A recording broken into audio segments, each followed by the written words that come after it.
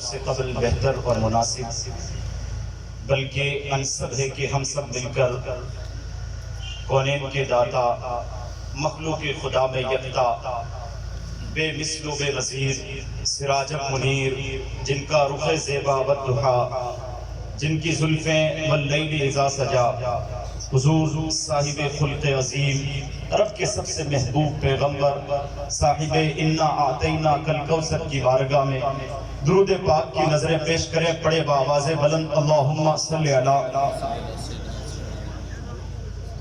نعرہ تکبیر نور میاں یا رسول اللہ نعرہ تکبیر محبتوں کے ساتھ کھڑے ہو جائیں ہمارے محبوب یزدانی حضرت کی صدائے دل آواز گونجتی ہے انہیں مدرسہ کہتے ہیں جہاں چھوٹوں پر شفقت اور بڑوں کی تعظیم کی تعلیم دی جاتی ہے انہیں مدرسہ کہتے ہیں جہاں اساتذہ کا ادب اور والدین کا احترام سکھایا جاتا ہے انہیں مدرسہ کہتے ہیں جہاں امر بالمعروف نہیں عن المنکر کا خوگر بنایا جاتا ہے اسے مدرسہ کہتے ہیں جہاں ظلم کی آنکھوں میں آنکھ ڈال کر ظلم کی سرکوبی کرنا سکھایا جاتا ہے اسے مدرسہ کہتے ہیں جہاں فرائض واجبات سنن مستحبات کا عادی بنایا جاتا ہو اسے مدرسہ کہتے ہیں جہاں ٹوٹی چٹائی پر بیٹھ کر محلات میں رہنے والوں کے سامنے بھی حقانیت اجاگر کرنے کی سیکھ دی جاتی ہے اسے مدرسہ کہتے ہیں جہاں بے حیائی کو لات مار کر حیا کی چادر دی جاتی ہے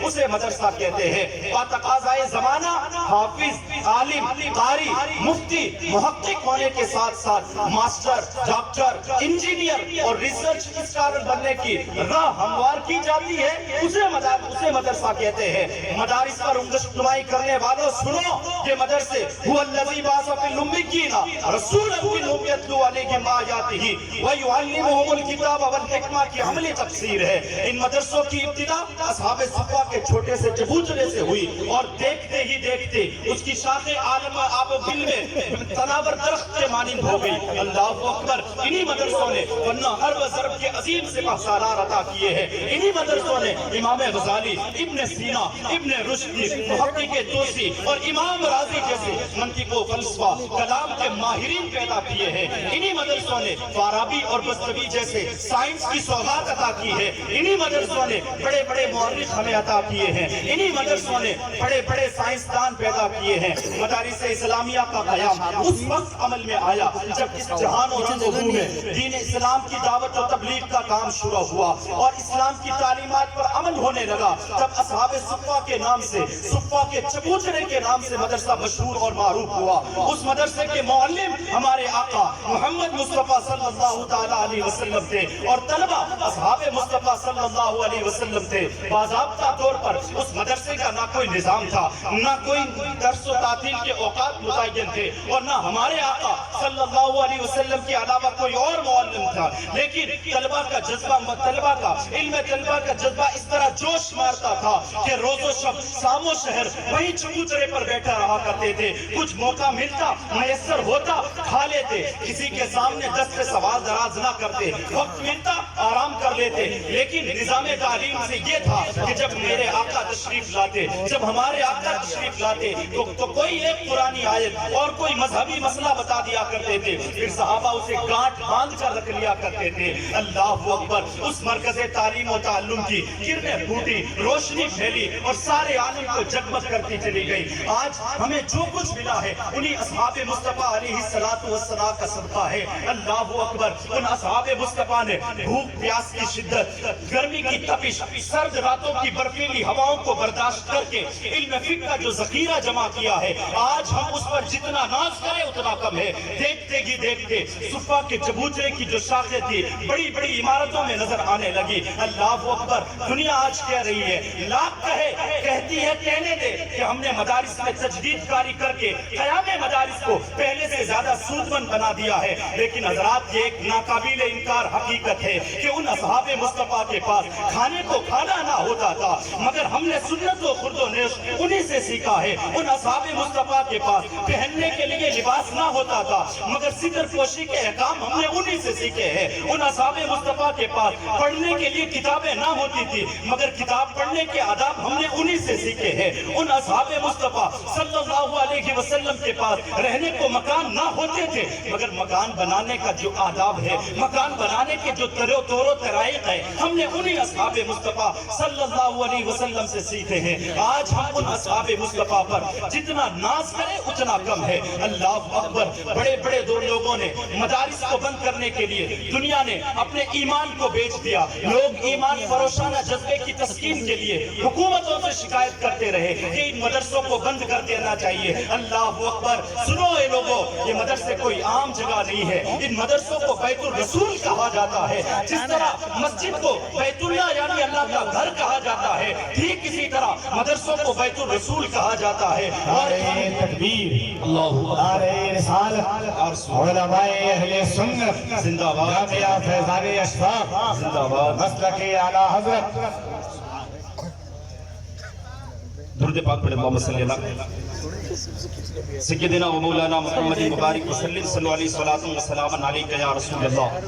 बड़े बड़े ईमान फरोशां ने, बड़े बड़े दुनियादारों ने अपने ईमान फरोशाना जज्बे की तस्कीन के लिए हुकूमतों से ये शिकायत की कि इन मदरसों को बंद कर देना चाहिए, इन मदरसों को बंद कर देना चाहिए। लेकिन सुनो, मदरसों में एक ऐसी किताब की तालीम दी जाती है जिस किताब का ज़ामिन खुद खुदावंद कुद्दूस है। इरशाद बारी ताला है, इन्ना नहनु नज़्ज़लना ज़िक्रा व इन्ना लहू लहाफ़िज़ून। अरे मदरसों में नाइबीन रसूल की जमात रहती है। अल्लाहु अकबर। मदरसों में 95% लोग नमाज रोजों के पाबंद होते हैं। मदरसों में सिर्फ अमन और शांति के साथ जिंदगी गुजारने का दर्स दिया जाता है। अल्लाहु अकबर। उस वक्त से लेकर इस वक्त तक मदारिस इस्लामिया ज़ेरो बम और पेचो खम के शिकार रहे। दुनिया में लाख मदारिस खुले, बंद होते चले गए, लेकिन वही मदारिस अब तक कायम है जिन्होंने अपनी बका की जंग के लिए सर धड़ की बाजी लगा दी, अपना सब कुछ कुर्बान कर दिया। रोजो शहर शामो शहर हर वक्त मदारिस को बुलंद करने के लिए लगे रहे। वही मदरसे आज अपनी जिंदगी की दौड़ में आगे हैं। अब मैं कहना चाहता हूँ, आपका अपना महबूब इदारा जामिया फैज़ान अशफाक अपनी आन बान और शान और शौकत के साथ आप हजरात की निगाहों के सामने है। ये चमकती दमकती इमारतें और ये फैज़ान अशफाक नाम ही इतना बुलंद है, हम राजस्थानियों के लिए इतना ही काफी है कि इस मदरसे का नाम फैज़ान अशफाक हमारे पीर और मुर्शिद के नाम पे रखा हुआ है। और एक और बात हमारे लिए इतना ही काफी है कि हमारे पीर और मुर्शिद ने इस मदरसे की नींव जो रखते हैं, पहला पत्थर हमारे पीर और मुर्शिद ने रखा। ये मदरसा अपनी आन बान शान शौकत के साथ चलता रहा है और चल रहा है। हिंद के अक्सर सूबों की सैकड़ों तलबा यहाँ तालीम और ताल्लुम में मसरूफ है और असातिज़ा की एक टीम जो दिन रात मुसलसल अमल सही पहम के साथ उन बच्चों की जिंदगी को संवारने में लगी हुई है। जहाँ दीनी उलूम, दुनियावी उलूम, हर तरह के उलूम बच्चों को दिए जाते हैं।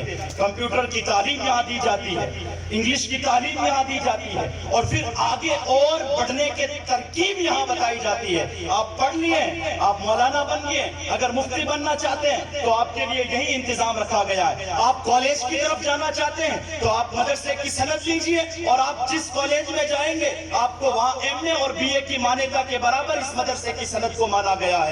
आप यहाँ जाके हिंदुस्तान में आपके इल्म की प्यास नहीं बुझी है, आप चाहते हैं कि हम अज़हर मिस्र जाना चाहते हैं, वहाँ जाकर उलूम हासिल करना चाहते हैं, आप मदरसे की सनद लीजिए, वहाँ जाइए, वहाँ के लोग आपका इस्तिकबाल करेंगे। अल्लाहु अकबर। ये मदरसे, ये तमाम चीजें ये जो हम देख रहे हैं, जहाँ पहले कुछ ना था, हमने हमारी आंखों से देखा है। जिस जमीन पर हम बैठे हैं, जहाँ दारुल इकामा कायम है, जहाँ मस्जिद गौसे आजम बनी हुई है, यहाँ पहले कुछ नहीं था। एक कलंदर बंदा आया जिसने इस जंगल में मंगल बना के रख दिया और इस पूरी बस्ती की आन बान शान और शौकत को पूरे मुल्क हिंद बल्कि बैरून हिंद में भी इसको रोशन कर दिया। उस जात का नाम सूफी ख्वाजा कारी अब्दुल वकील है। अल्लाहु अकबर। ऐसे तो हजरत मदरसे का जायजा लेते रहते हैं, लेकिन जब जुमेरात की शब आती है, मगरिब के बाद खत्मे कादिरिया की मजलिस मुनाकिद की जाती है, जहां बच्चों को تعلیم کے ساتھ روحانی طور پر بھی مضبوط کیا جاتا ہے. پھر بچے وہاں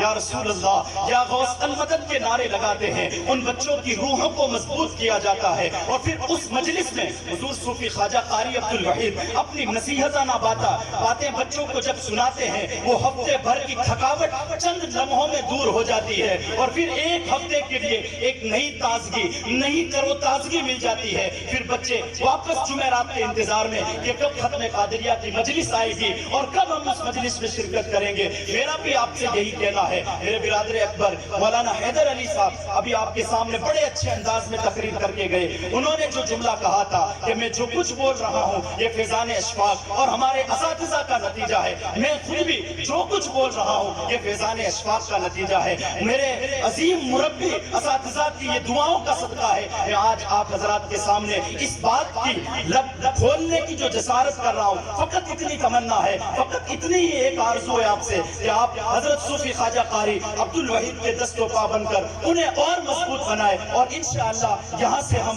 جتنے علوم باقی رہ گئے ہیں وہ بھی ہم دیکھنا چاہتے ہیں. علم تفسیر یہاں کھلے, ہمارا یہ تمنا ہے. جس طرح مفتی کا شعبہ یہاں افتاء کا شعبہ قائم ہے, ٹھیک اسی طرح ہم یہ چاہتے ہیں فن تفسیر کا شعبہ بھی یہاں قائم ہو. اور یہاں کی جو اسکول ہے جو 10ویں تک ہے ہم چاہتے ہیں کہ 12ویں تک بڑھے اور آگے بڑھے. اللہ پاک کی بارگاہ میں دعا کرتے ہیں مولا قدیر ہمیں کہنے سننے